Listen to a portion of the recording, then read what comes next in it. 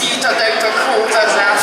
Ja, maar dat is zeker goed. Maar hier vroeger, op een reperbaan, met die 138 cafés, dan wordt het eigenlijk weekend geworden tot dit. En er wordt gedanst op live muziek. Oh, wat zegt ze van de reperbaan hier? Ik vrees op 38 reperbaan. Ja, maar ik moet toch eens nuttigheid vertellen, nou. Ik ga geen nuttigheid vertellen. De reperbaan, dat is de Rijkswegmooi. Daar loopt hier nog nummer. En dat noemden ze vroeger de reperbaan. Maar dat is de baan. We komen ook de soms van de baan vandaan. En daar worden heel schoon cafeetjes. En daar wordt immer live muziek gemaakt. En daar wordt immer gedanst.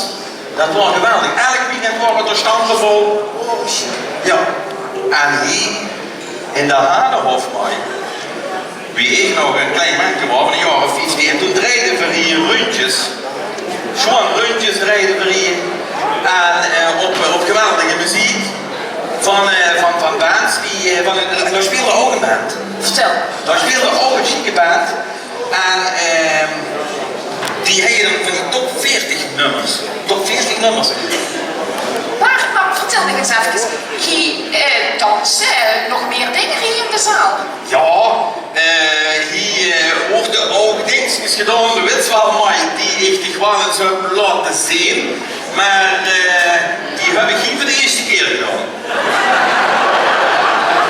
Waar ik dan geen toezicht? Ja, wel toezicht.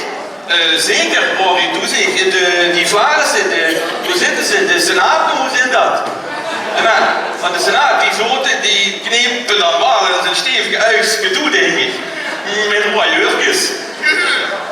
En vertel die band, wat houdt ze het nou over? Ja, die maakte fijne muziek. Voor de top 40. Top 40 nummers? Top 40 nummers, ja. En dan met Limburgse tekst, man. Dat wordt schoon. Hennevel moment. Dat wordt echt hartstikke schoon. Ken ik me voorstellen? Dat denk ik.